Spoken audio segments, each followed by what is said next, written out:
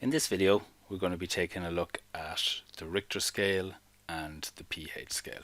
In the next video, we'll take a look at the decibel scale. So first of all, just a quick introduction to logarithmic scales. So we'll be looking at Richter, pH and decibel scales. But it's important to understand that they're scales, they're log scales, they're not units. So a log scale is a way of displaying numerical data over very large ranges of values. So typically the largest numbers in the data set are hundreds, thousands, millions times larger than the smallest number. So when we have these very large range of possible values, we tend to use a log scale to compress things into a more manageable range of data.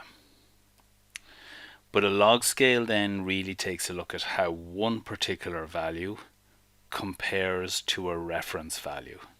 How many times is the value of interest greater than this reference value? And as we saw above, often this can be the order of thousands, millions, or even billions. The next thing is that a log scale is completely different than a linear scale. In a log scale, the distance from 1 to 2 is the same as the distance from 2 to 4 is the same as the distance from 2 to 8. So at each step here, we're actually multiplying by 2 to cover the same distance. On a linear scale, where we're much more familiar, just to cover the same distance, we're adding 3 along the bottom. Now I'm not suggesting that it's equivalence here, but I'll actually do it here. It's probably, we'll do it along the bottom. Here's what happens on a linear scale is when we add 2 we get to here, when we add 2 we get to here, add 2. So in a linear scale you're going up in even jumps of addition. In a log scale you're going up in even steps of multiplication, and that's the significant difference between the two. We'll see this then when we start looking at the Richter scale, pH, that a pH of 8 is 10 times more alkaline than a pH of 7. A pH of 9 is 100 times more alkaline. So we look at the Richter scale first. Really, we don't do any calculations associated with this. It's just a quick overview. The maths is quite difficult for Richter scales. So first, the Richter scale is really a measure of the magnitude of Earth's movement. There's various instruments used to determine this movement, called a seismograph. And this is a typical instrument shown here. When the Earth moves, the pendulum, the heavy weight, moves back and forward, and that produces a typical graph.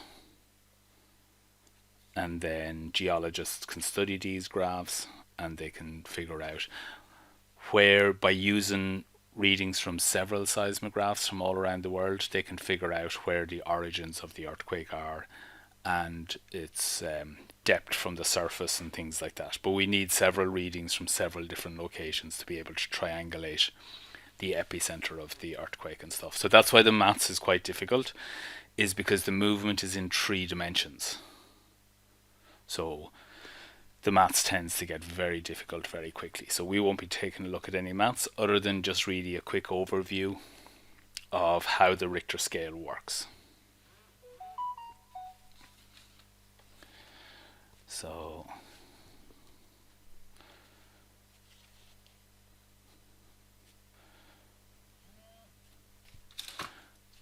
the Richter scale measures the amplitude of Earth's movement, and it's given by this log function here.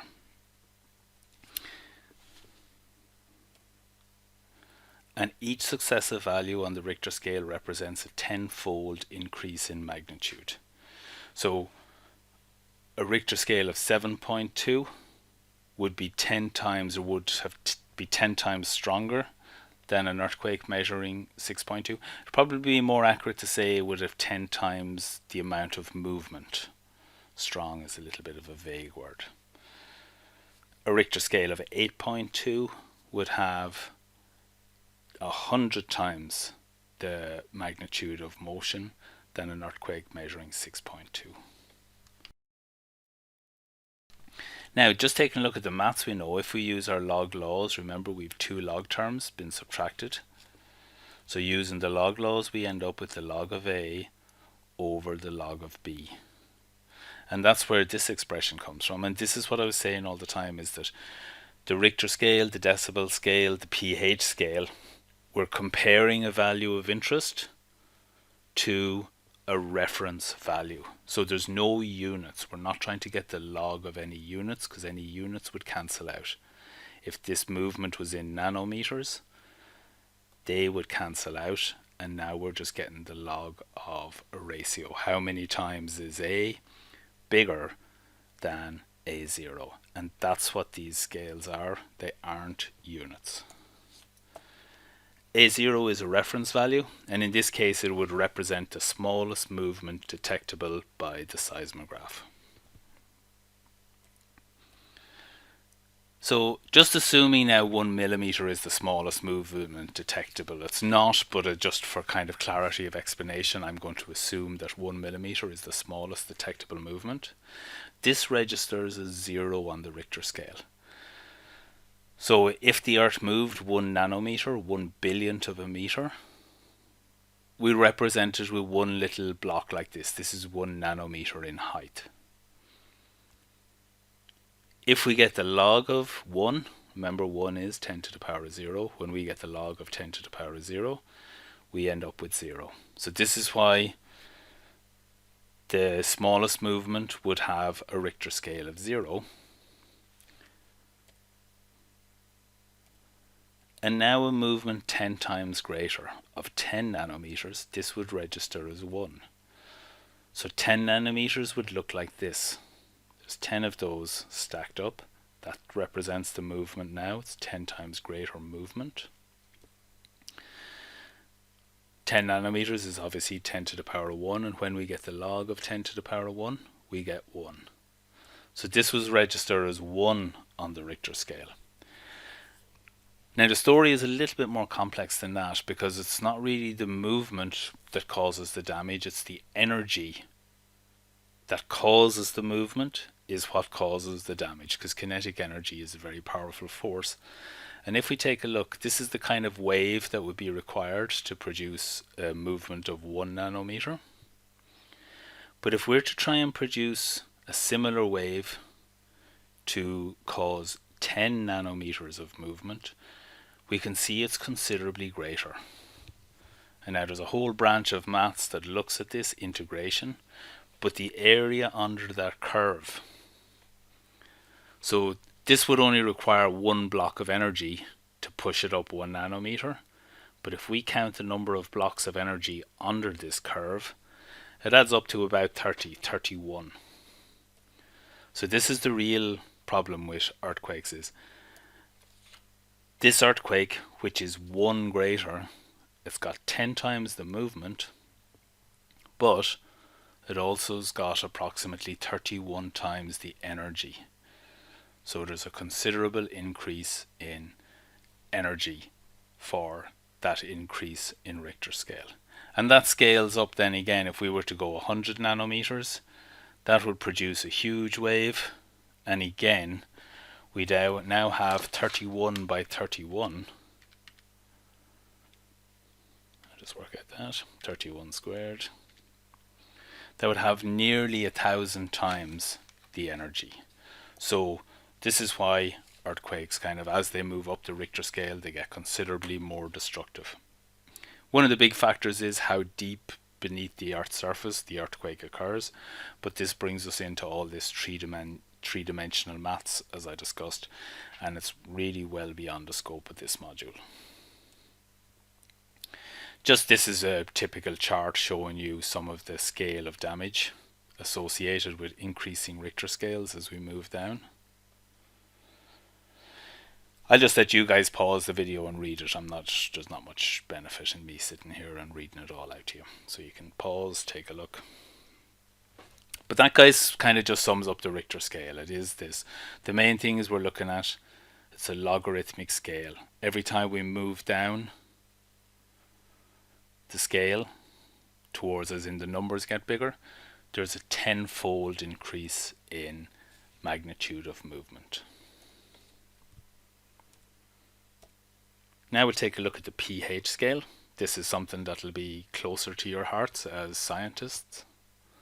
Obviously, the Richter scale is also close to the environmental students' hearts. But to understand pH, we must understand water first.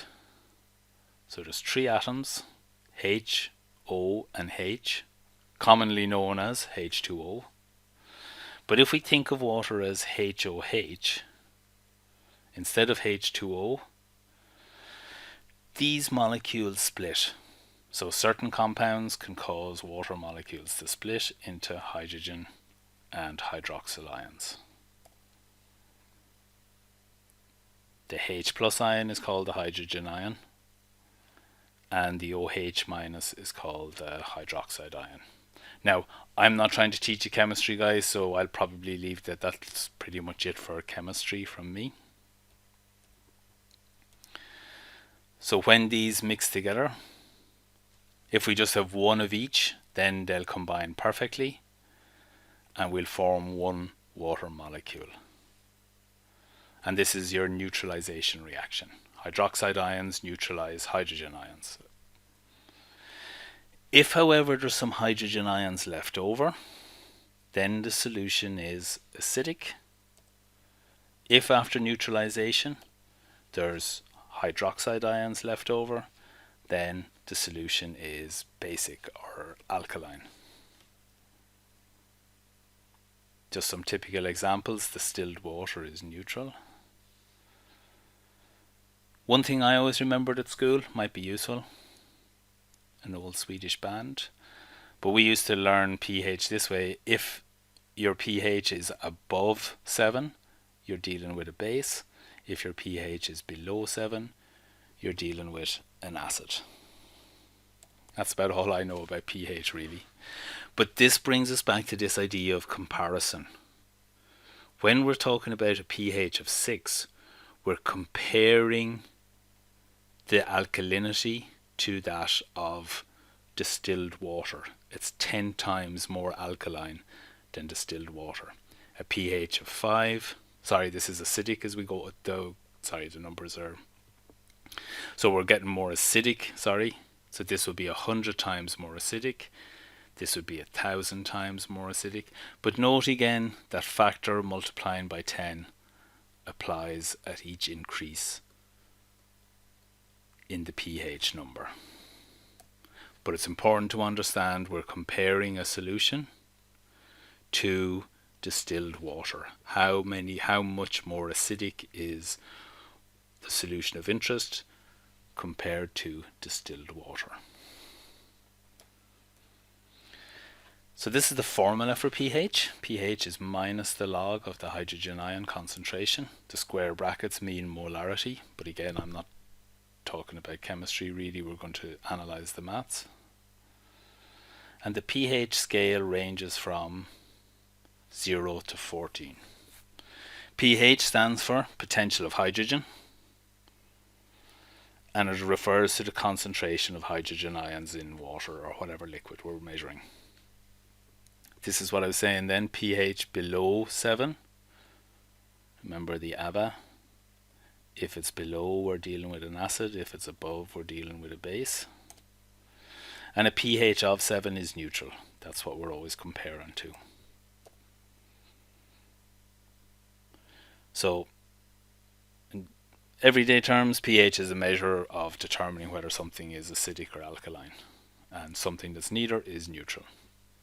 So you know all this stuff, guys. I'm just kind of covering the bases here. Some typical acids, how you'd know an acid: sour, reacts with metals to produce hydrogen gas, changes the color of blue litmus paper to red. And acids, as we know, they're very corrosive and they can burn metal and kind of skin very easily. Alkalines, They have a bitter taste.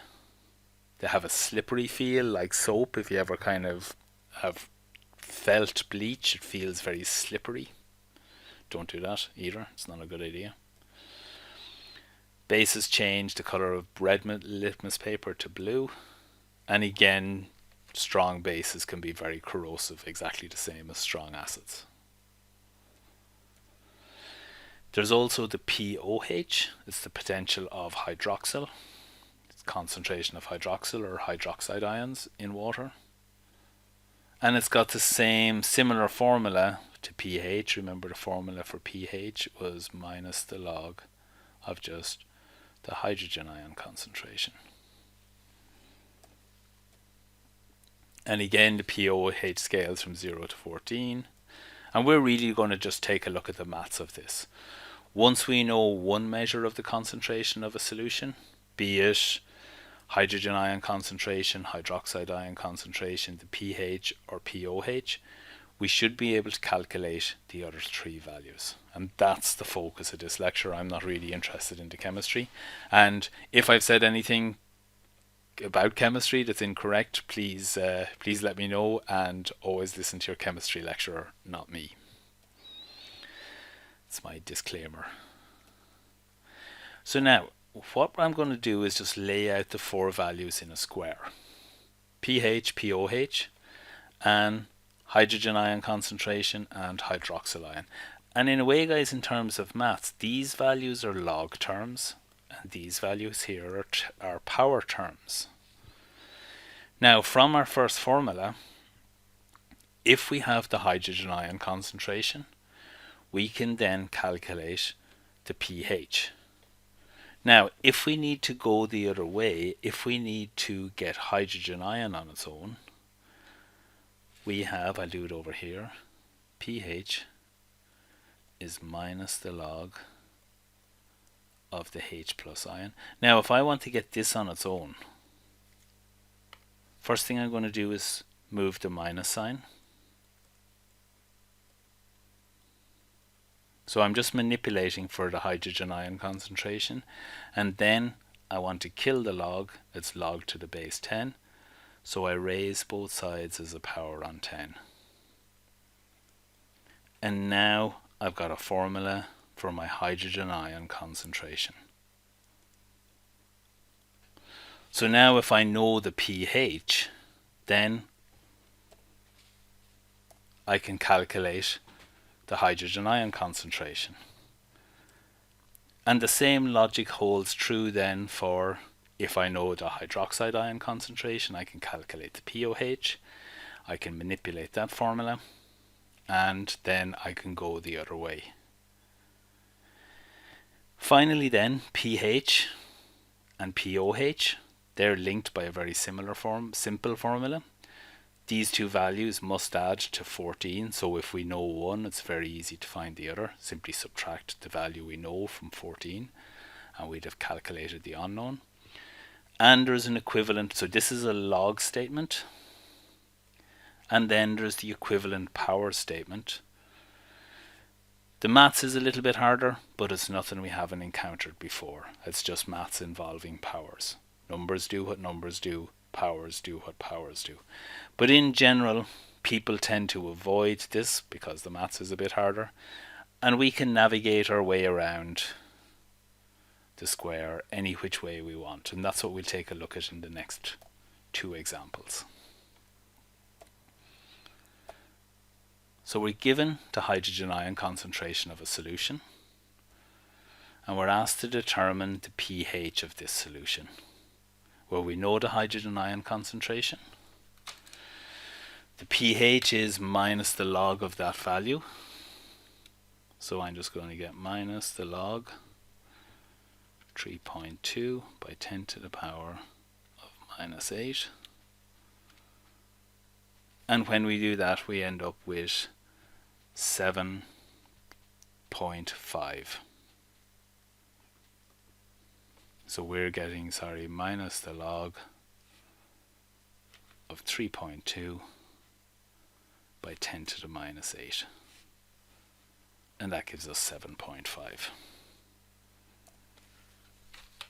So when we have the pH, I'll keep that value. Now it's quite easy to find the pOH because the two of these must add to 14. So 14 minus 7.5, that will give us 6.5. So that's my pOH.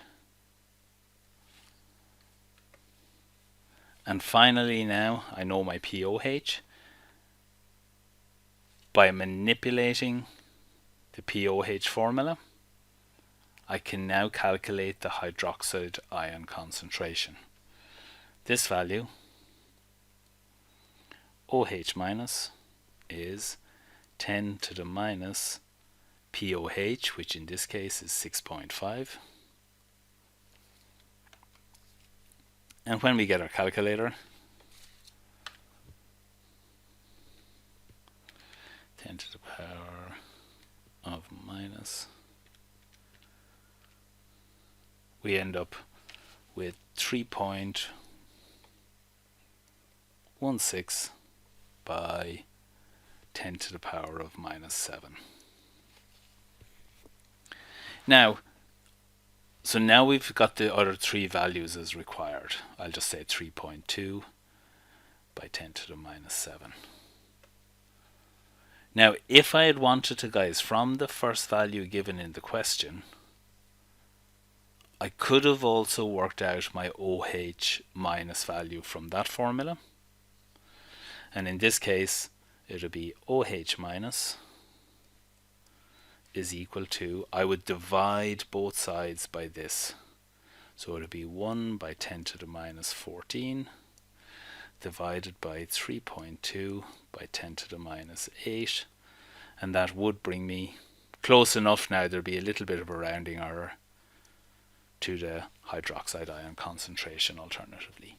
But like I said, most people don't really go that way. So it's kind of it's not the path of most favor.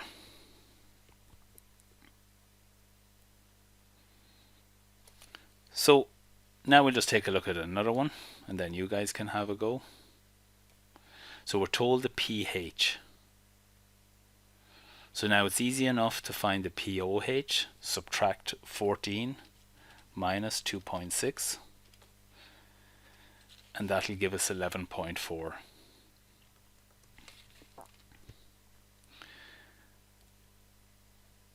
From the pH value, I can then calculate the hydrogen ion concentration. The hydrogen ion concentration is, using the manipulated formula that I discussed earlier, is 10 to the power of minus the pH, which in this case is 2.6. When we calculate that, 10 to the power of minus 2.6, we get 2.5 by 10 to the minus 3.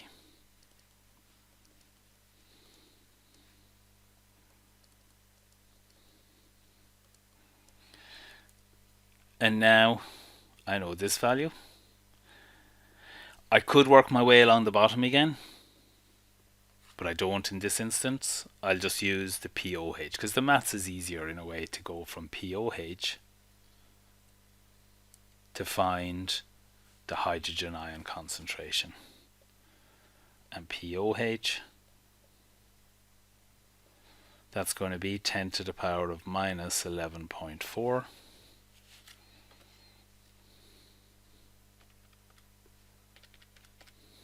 And when we work that out, it works out to be 4 by 10 to the power of minus 12.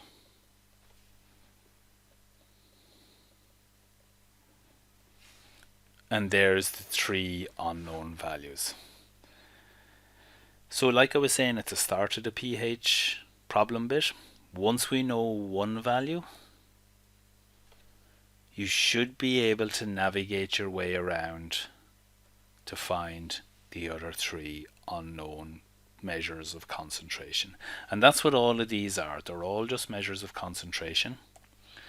The top two are logarithmic, they're on a logarithmic scale. The bottom two are just on a linear scale. But all values on that linear scale fall between 0 and 1.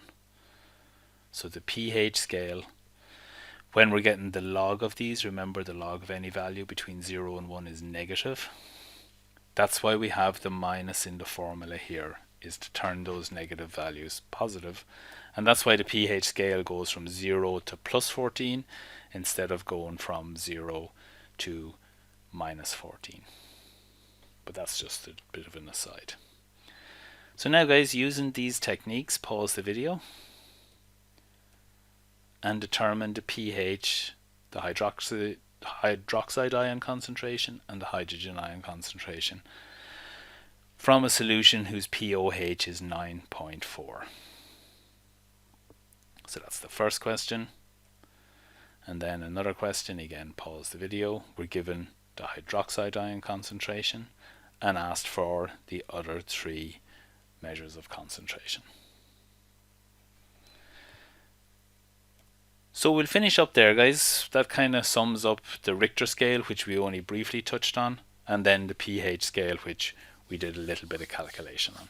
In the next lecture, we're going to take a look at the third logarithmic scale, the decibel scale. So thank you for watching, and we shall chat to you shortly.